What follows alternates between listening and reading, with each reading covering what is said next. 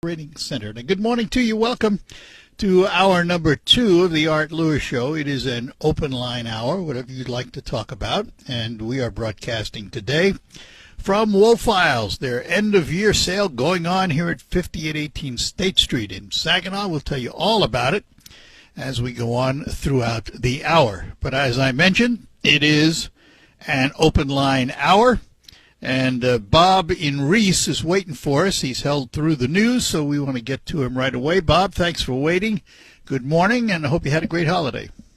Yes, it was a wonderful time. Yes, I'm seeing a bunch of posts, and the actual Georgia chairman of the elections committee said that they've actually determined that we're 315,000 ballots that were scanned twice early on. Is there any truth to that? Do you know? Have you heard of it? No idea. Haven't heard it, but I have no idea. But you know, we've heard. You're going back, I imagine, to the 2020 election, not the 2024 election. And you know. I don't know what to tell you about that. All I know is it's history. If there were problems, and there were problems, there's no doubt about it. But if there were problems, you fix them for the future, because living in the past isn't going to do us anything. No, we have to take note of the past. And yes. Like Rudy Giuliani was bankrupted by that. And several of the things I've seen said that he and Sidney Powell have been totally vindicated. And from that standpoint, yes, absolutely. I mean, there was, listen, we have turned politics into a weapon.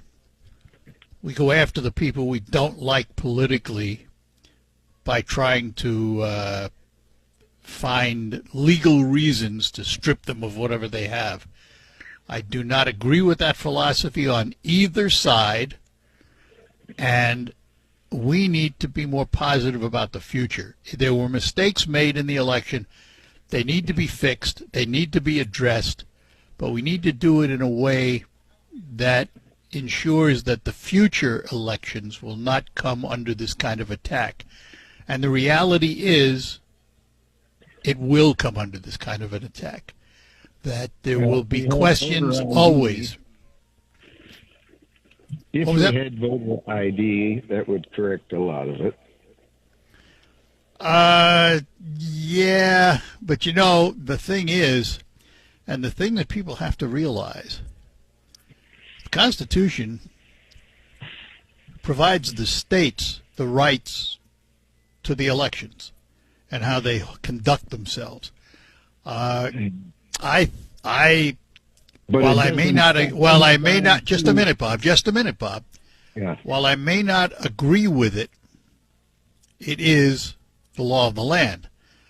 And I would hope that states, no matter what party controls their government, would understand that it is to their benefit to have a fair, competitive, open, transparent election system.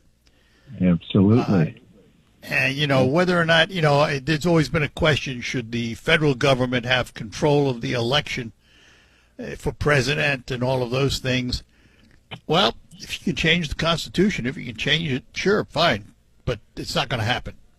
So we might as well learn to live with the system we have, fix what needs to be fixed, and get on with it. Yeah. I guess that's it. I mean, the bottom line is. Real good, Art. Yeah, I'm sorry. No, it's all right. Whoops. All right. Take care, Bob. All right. Here's the bottom line, folks. Look, you can live in the past, or you can learn from the past. Living in the past will get you nothing. What happened in 2020 isn't going to change. Period. Bottom line. Now, learning from the past means you take a look at 2020 decide what, if anything, went wrong. We know there were things that went wrong. And you figure out how to fix them. And it takes both sides to do that. Not just one side. Not just the other side. Yeah, I have to be honest. I was very disappointed in Texas and California. You talk about two opposites, but both did the same thing. They're trying to manipulate the election with their redistricting midterm. I have to tell you, I was not for it. Not for it at all. Just to try and gain a few seats here and a few seats there. And I understand you have to be the winner to have the power. And this is a power game. There's no doubt about it. I mean, he who wins in Washington has the power. But I do not believe in that kind of manipulation to try and sway an election, a national election, one way or another. If you have a state in which you are not satisfied with the way redistricting is done, then you need to do what Michigan did. Whether I agree with it or not doesn't matter. What we did was we had a consensus by the people of this state that said, and it was done through a campaign, a signature campaign, in which the people of the state said, we need to change the system. And we need a neutral body to do the redistricting so we don't get gerrymandering. Now, is the system we have perfect? No. Some of the borders they drew, you scratch your head and say, who in the world thought of this? But for the most part, it took the politics out of it. That was the purpose. And there are a few other states that have done the same thing. But if you live in the past, forget it. Nothing's going to change. You learn from the past. That's why we study history, hopefully so we don't repeat the problems of history. We hope we learn from all the conflicts that have happened around the world over the decades and centuries that we've been a nation, that we learn from those conflicts and try and avoid them. Now, some of them are out of our control. Others, we try and find solutions to help them end their conflicts. But we need to learn from history how to stay out of major conflicts and what the warning signs are that there could be major conflicts. So that's just my view of this whole notion of going back and trying to relive the 2020 election. You learn from it, and when they find these things out, they need to find ways to fix it if it's true, and heard me clearly there. If it's true that they found 315,000 problem ballots, they need to find out why, and they need to make sure that their structure and their laws prevent it in the future. Because that's Georgia's problem. So there we are. All right, we're going to take a break. We are here at Wolf Files, 5818 State Street in Saginaw. It is the end of the year, and this is a time we are here every year at this time to tell you about their end-of-year sale, which goes on through the end of the year, through 6 p.m. December 31st when they close. You're going to save yourself a lot of money. 30% off hardware. All hardware in the store, 30%. I just bought a piece of hardware for the radio station, 30% off. 20% off Yeti. 20% off Weber accessories, discounted Weber grills, 50% off holiday trim and lights, 20% off all hand and power tools. In the power equipment department, let's start with one thing right off the bat.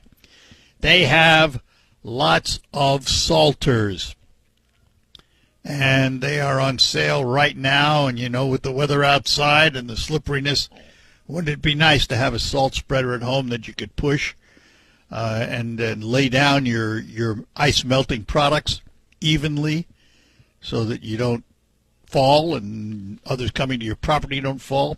You can find a lot of salters here. They have a huge supply of them, ready to deliver immediately. They also have truck salters if you're someone who does plowing and the like. They have SnowX truck salters here at, of course, Wolfiles.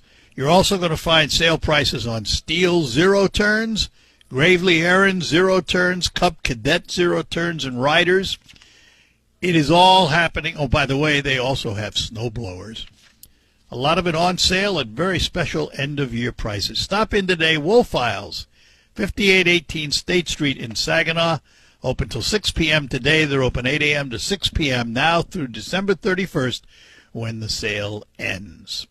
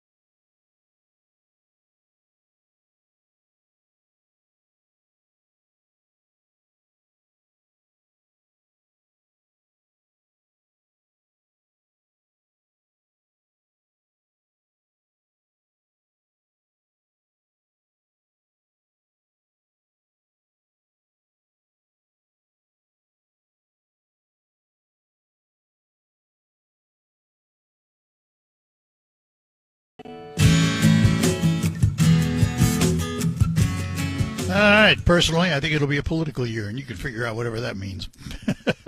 And good morning. Welcome back to the Art Lewis Show. It's open phones from now till about 11:25. So if you have something on your mind you'd like to chat about, 989-752-6111. Don't look out the window because it is raining, depending where you are. But looking at the radar for the Great Lakes Bay region, we are going through a whole system of mixed precipitation. And it looks like it's going to last till maybe right after noon, somewhere around 12:30-ish, thereabouts, depending on how fast the system moves.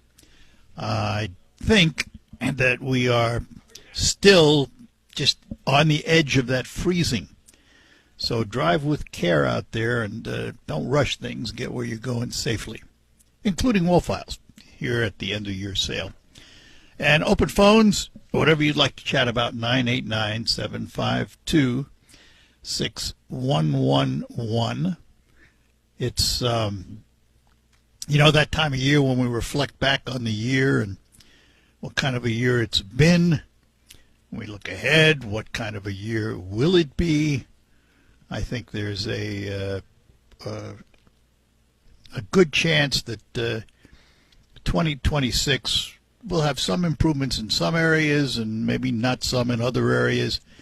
And I do believe nationally anyway, if we just look at the U.S., forget the rest of the world for a minute, I think, in my opinion anyway, politics is going to get in the way because everybody is going to be positioning themselves for the next election, and that usually leads to stagnation. So I don't see 2026 being a year of great advancements. We'll have some, but I don't think a lot. Jim is in Midland. Jim, good morning to you. Good morning. It's still Tim in Midland. Tim. Is it Tim or Jim? Yeah. It's Tim. Tim, okay. Oh, they wrote it wrong on my computer. I'm sorry. All right. I apologize. No, you're fine. I just want to say, hey, I hope you had a Merry Christmas, Art. I still love listening to your show. So I appreciate it. And I hope that continues to the new year. Let's go with that. So. Well, so do I. Yeah. The bright side will be the Art Lewis program for 2026.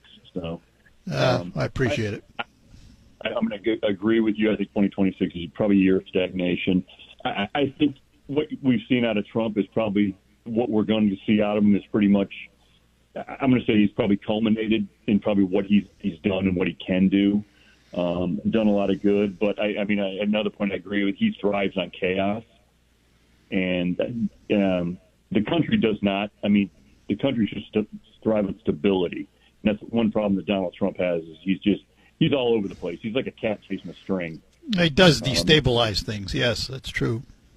So, I agree with a lot of what you said. He's done a lot of great things. I agree, but I mean, he's a showman. He's look at this great thing that I've done. It's the greatest thing of all things. Hey, peace in the Middle East. Whatever. The deal with Putin. It's the greatest deal. It's all deals and nothing happened. Yeah. But then it's always moves on to the next thing. You never have a chance to go, wait a minute, what just happened with the peace in the Middle East? Oh, we just had 2 people killed in Syria. But I thought we had peace in the Middle East. I mean, wait a minute. Well, that's a separate. I will say that's a separate issue. Well, typically now when people talk about the Middle East, they're talking about Israel and Gaza. However, I don't disagree with you. Syria is part of that conflict. They are. And the other thing about it is those conflicts have been going on for 2,000 years. Who are we to think we can just raise our hand and say it's over? Well, Donald Trump did. He just declared peace in the Middle East. Well, he can declare what he wants. He can declare the world's flat, but it isn't going to change it. He could, and 20% of the MAGA population would be let. Trump said the world is flat. It's flat. That's true on the other side too. So it works both ways. People tend to hear what they want to hear, and they don't listen to people who don't say what they want to hear. That's too bad, because that's how you find out what you can agree on and what you can't agree on. Right. And the gentleman called in before saying, the gas price at Love was $2.24. That's great, but guess what? We're in a global surplus of oil right now. That's not Donald Trump. Well, it partially is because we have become more dependent on our own energy. I'll give him some credit for that, but it is a global product. You're absolutely right. However, we're in a global surplus right now. Yeah. 2020. Yeah, but that includes some of them. Remember, that includes some of our product, and we've got the biggest supply of it. Oh. So the thing is, I'm not trying to take credit away from him, but I'm not. No, I understand. Donald Trump improved my life today. From a year ago to today, is my life any better than it was a year ago? Well, not really. I don't know. It's about the same. I mean, and I try and insulate myself from the politics too. Well, I agree. I agree with you there. I think my life is exactly that way. It was a good year for me personally, but in terms of finances and things like that, I'm not much different. No, I'm not any different. It's about the same. I mean, like I said, there's a lot of idiocy that I think Donald Trump put the kibosh on. There was just the left had gone too weird on just too many things, and it was just okay. We got to self-correct here and bring ourselves back. Well, and that's exactly. And I think we did. Some of the wackadoodle things that were just going on out there were just crazy. So, and I think we self-corrected. So, yeah. So, Happy New Year to you, and I wish you the best in 2026. You too. Thanks for calling. You bet. Take care, Tim. Bye-bye now. All right, we're going to take a break. Come back. We'll get to Bill and Ed when we return. The next generation of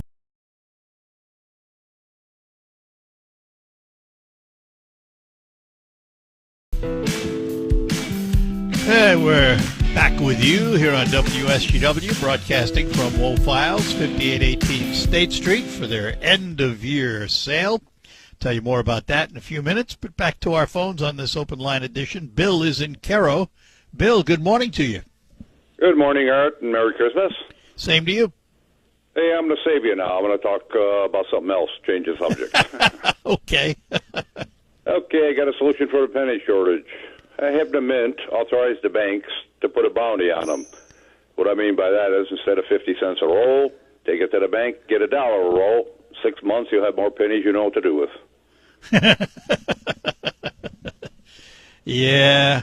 The I know how penny. many people got buckets and buckets of pennies at home. It just, it's not worth counting them all. You just throw them aside because they're not, Well, worth a heck of a lot. Well, what I would, effort is- if I was saving pennies and I had jars of them, I'd go to my local bank where they have a coin machine and I'd get rid of them.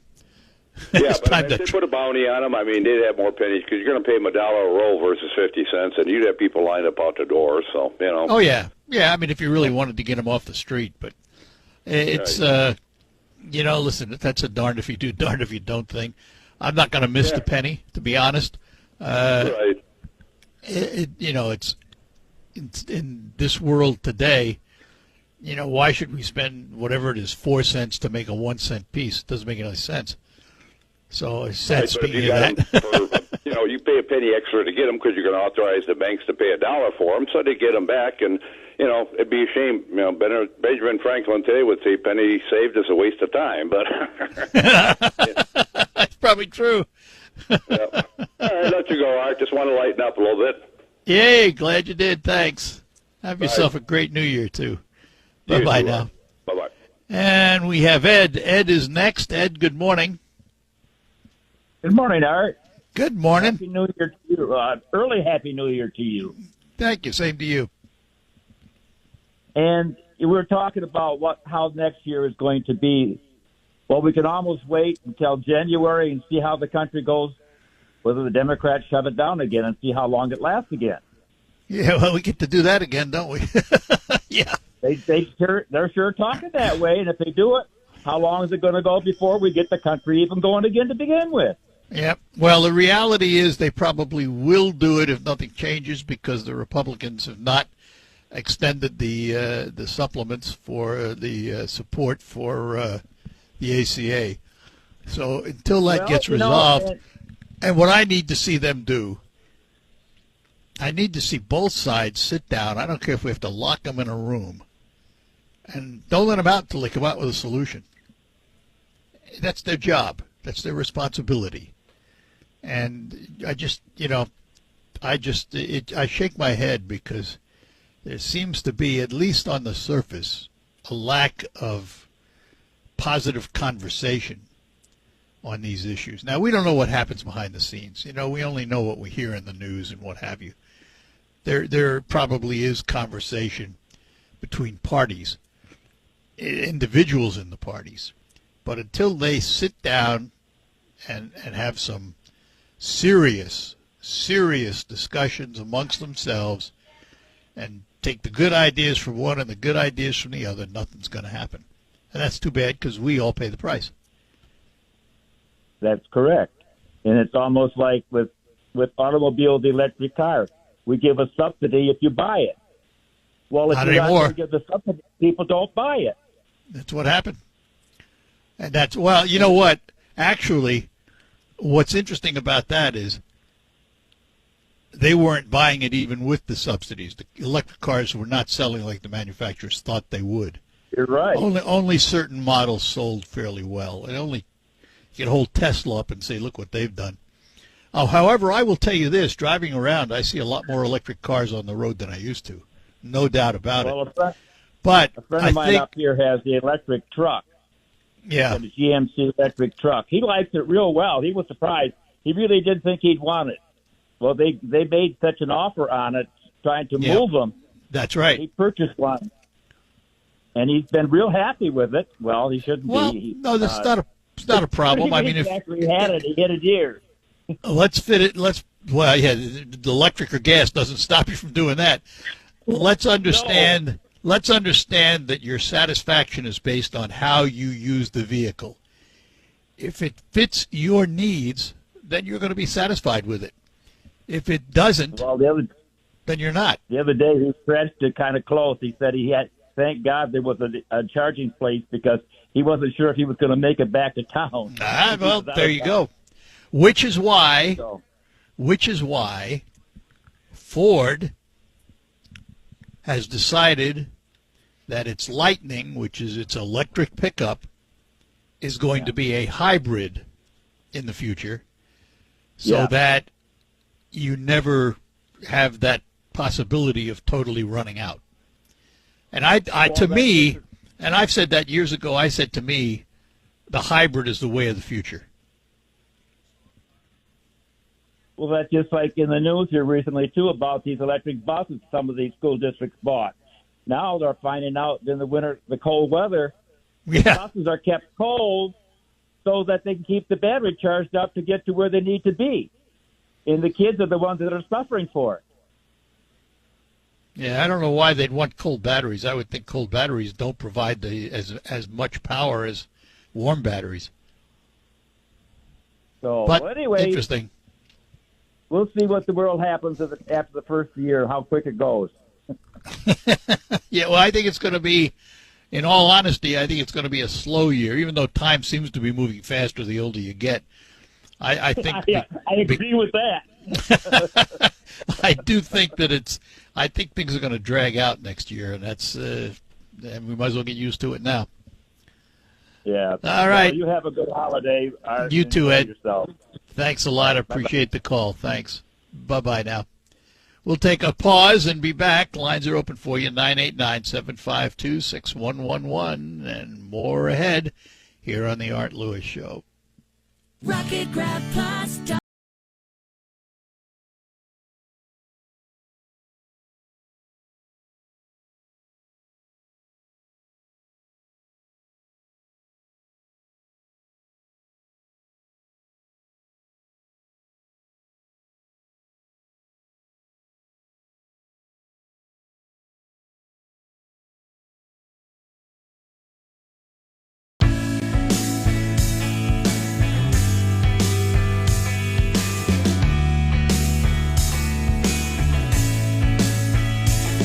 Lines open for you here on WSGW, 989-752-6111. A couple of sports notes. Got to spend just a minute talking about the Lions season. As you know, probably, with the loss to Minnesota, they are knocked out of playoff contention. They were at a very fine line anyway. They would have had to win their next two and Green Bay lose their next two to make the playoffs. A disappointing year, yes. Understandable to a point. I mean, I have to wonder.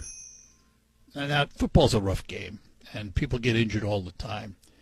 But I have to wonder about the Lions conditioning program because they have had so many injuries this year, and important players. I mean, you know, they've lost a ton of their starters, and you know, when you have to put guys in off the practice squad or bring people in who have been on a million teams and never really found a decent home, you have to wonder whether or not they can succeed. I still have faith in Dan Campbell. I have a great deal of faith in the organization. I have a faith in the team. I think next year when they get a lot of these players back and they do off-season work, I think they'll get back into winning form again. This was a tough year for them, and they lost some games that maybe they shouldn't have lost for a variety of reasons. Other things happening in the world of football. Kansas City Chiefs not going to be in the playoffs, and Patrick Mahomes gets injured next to the last couple of games, so there's a backup quarterback in for the Chiefs. They lost to the Broncos yesterday, and the big thing that was asked that had nothing to do with their future or anything else except for the fact that it was Travis Kelce, and everybody's saying, will he retire? That's the big question. Will he retire? And he's been kind of bucking the issue. Yesterday, he had his fiancée, Taylor Swift, who everyone knows, in the audience. But he did not talk about, he wouldn't answer the question as to whether or not that was his last home game or, you know, what the future is. And he's dodged the topic.